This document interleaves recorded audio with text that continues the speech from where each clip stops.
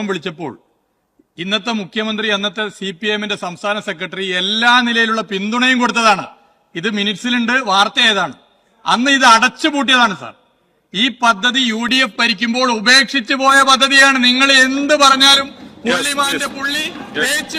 വിശ്വനാഥ്, അങ്ങേക്ക് 8 minute. Sir, ഞാൻ ഈ പ്രമേയത്തെ എതിർക്കുകയാണ്. സാർ, ഇവിടെ വികസന മുന്നേറ്റം നടക്കുകയാണെന്ന് തഞ്ചത്തിൽ പറഞ്ഞാലും താളത്തിൽ പറഞ്ഞാലും ഉച്ചത്തിൽ പറഞ്ഞിട്ടും വേഗത്തിൽ പറഞ്ഞിട്ടും എന്തെങ്കിലും കാര്യമുണ്ടോ സാർ? സാർ, നമ്മുടെ കയ്യിൽ ഫിനാൻസ് ഡിപ്പാർട്ട്മെന്റിന്റെ വെബ്സൈറ്റില് പ്ലാൻ സ്പേസില് പ്ലാനിന്റെ പ്രോഗ്രസിനെ കുറിച്ച് വ്യക്തമായിട്ട് പറഞ്ഞിട്ടുണ്ട്. സാറ്, കഴിഞ്ഞ വർഷത്തെ പ്ലാൻ നമ്മൾ നിയമസഭ വോട്ടിട്ട് അംഗീകരിച്ചത് 30,370 കോടിയാണ്. ആ പ്ലാൻ 50% കണ്ട് വെട്ടിച്ചുരുക്കാൻ സർക്കാർ എക്സിക്യൂട്ടീവ് ഉത്തരവിറക്കി. അപ്പൊ തന്നെ ആ 30,000-ന്റെ 15,000 കോടിയാണ് കേരളത്തിൽ ആകെ നടക്കുന്ന വികസനം. ആ 30,000-ന്റെ 25% LSGDക്ക് പോകേണ്ടതാണ്, 10% SCP പോകുന്നതാണ്, അതിന്റെ 3% TSP പോകുന്നതാണ്. ഞാൻ ഇപ്പോ അല്പം മുമ്പ്, അരമണിക്കൂർ മുമ്പ് ഫിനാൻസിന്റെ വെബ്സൈറ്റിൽ പോയി എടുത്തതാണ്. അതിൽ LSGDയുടെ പ്രത്യേകം പറയുന്നുണ്ട്, ബഡ്ജറ്റ് ഔട്ട്ലേ 7,746 കോടി, എക്സ്പെൻഡിച്ചർ 3,026 കോടി.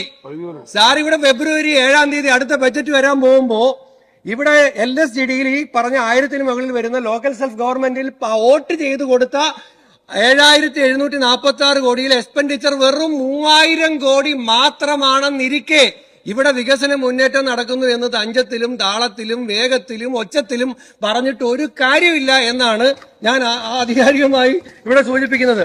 ഏതെല്ലാം വകുപ്പുകൾക്ക് അവാർഡ് കിട്ടി എന്നൊക്കെ പറഞ്ഞു കേട്ടു. ഞാൻ അതും പോയി നോക്കി. ഇൻഡസ്ട്രി ഉദാഹരണത്തിന് നോക്കിയതാണ്.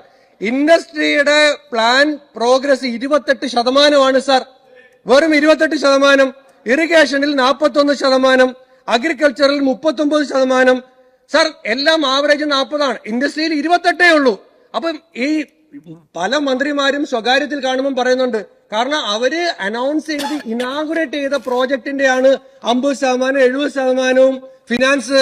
ഞാൻ സാർ ചോദിക്കട്ടെ, നമ്മൾ ഈ നിയമസഭയ്ക്ക് എന്തെങ്കിലും വിലയുണ്ടോ?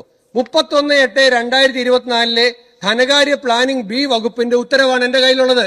നിയമസഭ സാമാജികന്മാർ വോട്ടിട്ട് ഒരു പ്ലാൻ അംഗീകരിച്ചതിന് ശേഷം ഒരു എക്സിക്യൂട്ടീവ് ഓർഡർ വഴി, അതായത് വകുപ്പിന് ഭരണാനുമതി നൽകിയ ആകെ തുകയുടെ 50% നിജപ്പെടുത്തണം.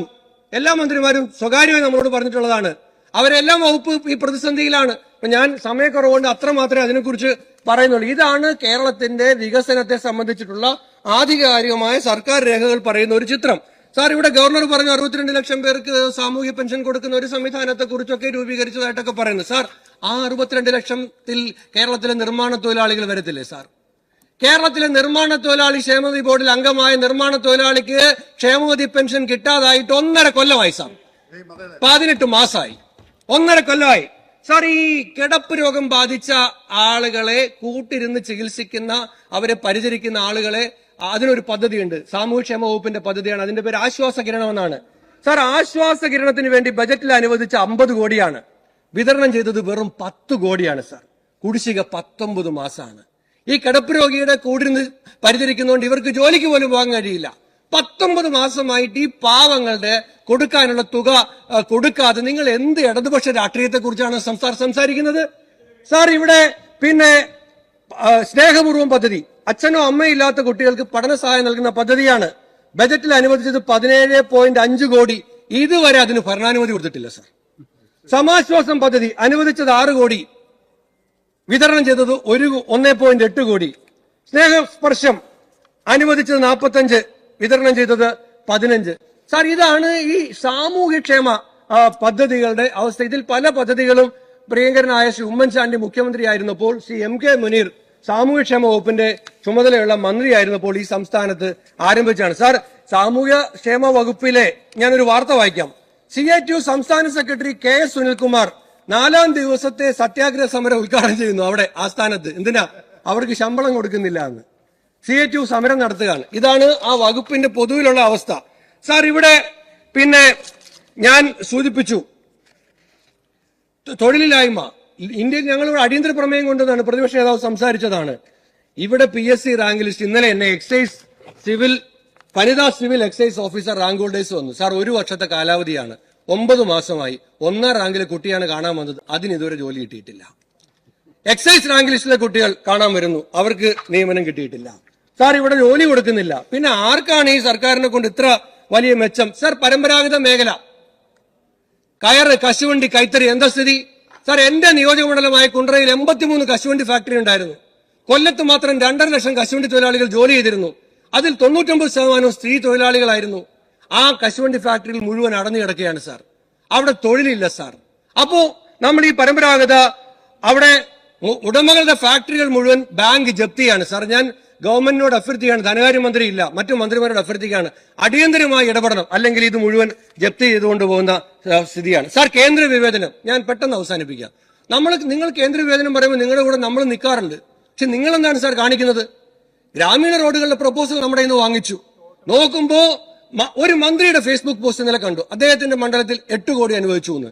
പക്ഷേ ഇവിടെ പ്രതിപക്ഷ MLA-മാർക്കെല്ലാം 4 കോടിയും തിരുവഞ്ചൂർ രാധാകൃഷ്ണന് 3 കോടിയും ഒക്കെയാണുള്ളത്. സാർ ഇവിടെ ഉമ്മൻചാണ്ടി മുഖ്യമന്ത്രി ആയിരുന്നപ്പോ ഈ അന്നത്തെ MLA-മാരുടെ സ്ഥിതി ഇപ്പോഴത്തെ പോലെ 99-41 അല്ല, 68-72 ആയിരുന്നു.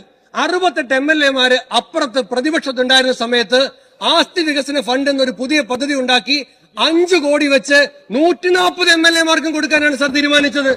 വേണമെങ്കിൽ അന്ന് അങ്ങനെ ഒരു പദ്ധതി തീരുമാനിക്കാതെ 2 കോടി പ്രതിപക്ഷത്തിനും 3 കോടി ഭരണപക്ഷത്തിനും തീരുമാനിക്കാമായിരുന്നല്ലോ സാർ. അപ്പോ അത്തരം വിവേചനങ്ങൾ. പിന്നെ ഇവിടെ ദേശീയപാത നടപ്പിലാക്കി ആരുടെയോ ചങ്കൂറ്റം കൊണ്ടാണ് നെഞ്ചൂക്ക്, ഒരാളുടെയും ചങ്കൂറ്റും നെഞ്ചൂക്കും ഒന്നുമല്ല സാർ. ഒരു നെഞ്ചൂക്കും പ്രദർശിപ്പിക്കാതിരുന്ന സൗമ്യനായ ഒരു ഭരണാധികാരി 2013 ഭൂമി ഏറ്റെടുക്കൽ നിയമം പാസാക്കിയത് കൊണ്ടാണ് ഇവിടെ അച്യുതാനന്ദനും ഉമ്മൻചാണ്ടിയും കൂടെ ഒരുമിച്ച് പോയി സർവകക്ഷി സംഘം പ്രധാനമന്ത്രിയെ കണ്ട് ജനങ്ങളുടെ സമരമാണ്, ഇതില് മുന്നോട്ട് പോകരുത്, ഇതിന്റെ വീതി കുറയ്ക്കണം എന്നാവശ്യപ്പെട്ടതാണ്. അവിടെ നിന്നും ഞങ്ങളുടെ വീട്ടിന്റെ അടുത്തൂടെ റോഡ് പോകണമെന്ന് ആളുകൾ ആവശ്യപ്പെടാൻ തുടങ്ങിയത് 2013 ഫെയർ ട്രാൻസ്പെറന്റ് അക്വിസിഷൻ ആക്ട് ഇന്ത്യയുടെ പാർലമെന്റ് മൻമോഹൻ സിംഗ് പാസ്സാക്കിയതുകൊണ്ടാണ് സാർ. അദ്ദേഹത്തെ ഒന്ന് ഇടയ്ക്ക് ഓർക്കും. വിഴിഞ്ഞം സാർ 6000 കോടിയുടെ പദ്ധതിയിൽ 6000 കോടിയുടെ അഴിമതി അന്നത്തെ പാർട്ടി സെക്രട്ടറി ആയിരുന്നു ഇന്നത്തെ മുഖ്യമന്ത്രി ആരോപിച്ചു. അന്നത്തെ മുഖ്യമന്ത്രിക്കെതിരെ റിയൽ എസ്റ്റേറ്റ് കച്ചവടമാണെന്ന്, ദേശാഭിമാനി കടൽ കൊള്ള എന്ന് ബാനർ ഹെഡിങ് കൊടുത്തു. ഇപ്പോ നിങ്ങൾ അതിനെല്ലാം ഏറ്റെടുക്കുന്നു, നല്ലത് തന്നെ, നമ്മളതിലൊന്നും പറയുന്നില്ല സാർ. മനുഷ്യത്വ വിരുദ്ധമായ എനിക്ക് 2 മിനിറ്റ്. എല്ലാ രാഷ്ട്രീയ പാർട്ടികളുടെ യോഗം വിളിച്ചപ്പോൾ ഇന്നത്തെ മുഖ്യമന്ത്രി അന്നത്തെ CPM-ന്റെ സംസ്ഥാന സെക്രട്ടറി എല്ലാ നിലയിലുള്ള പിന്തുണയും കൊടുത്തതാണ്. ഇത് മിനിറ്റ്സിലുണ്ട്, വാർത്ത ഏതാണ്. അന്ന് ഇത് അടച്ചുപൂട്ടിയതാണ് സാർ.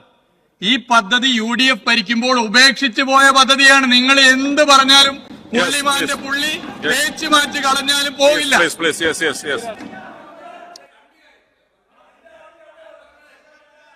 അന്നത്തെ പ്രതിപക്ഷ നേതാവും മുഖ്യമന്ത്രിയും കൂടെ മൻമോഹൻ സിംഗിനെ കാണാൻ പോയ സർവകക്ഷി സംഘത്തെക്കുറിച്ച് നമുക്കറിയാം.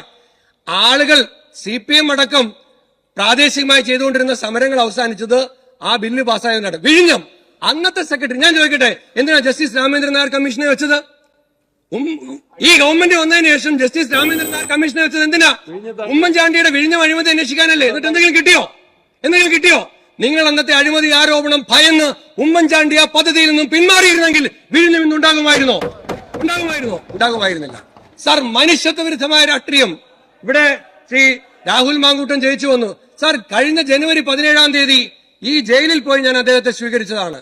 വെളുപ്പാങ്കാലത്ത് അറസ്റ്റ് ചെയ്ത് അദ്ദേഹത്തെ ജയിലിൽ അടച്ചു ഈ ഗവൺമെന്റ് സാർ. ഈ ജനുവരി 17-ാം തീയതി അദ്ദേഹത്തെ എന്റെ കൈ പിടിച്ച് ഈ നിയമസഭയിലേക്ക് ഞങ്ങൾക്ക് എല്ലാവർക്കും വേണ്ടി കൊണ്ടുവരാനുള്ള ഭാഗ്യം എനിക്കുണ്ടായി സാർ. നിങ്ങൾ ആ തെരഞ്ഞെടുപ്പിൽ ചെയ്തതൊന്നും ഞാൻ പറയുന്നില്ല. നേരത്തെ സിദ്ദിഖ് പറഞ്ഞു, വിജയരാഘവൻ കേരളത്തിൽ പ്രസംഗിച്ചതിന്റെ പ്രതിധ്വനിയല്ലേ മഹാരാഷ്ട്രയിൽ നിന്നും നിതീഷ് റാണയിൽ നിന്ന് കേട്ടത്? നമ്മള് ഒരു സമുദായത്തെ, മുസ്ലിം സമുദായത്തെ അധിക്ഷേപിച്ചുകൊണ്ട് ഒരു അപകടകരമായ രാഷ്ട്രീയം ആരെ സൃഷ്ടിക്കാനാണ് ഇവിടെ കേരളത്തിൽ CPM-ന്റെ നേതാക്കന്മാർ മുന്നോട്ട് വയ്ക്കുന്നത്? സാർ ഞാൻ അവസാനിപ്പിക്കുന്നു.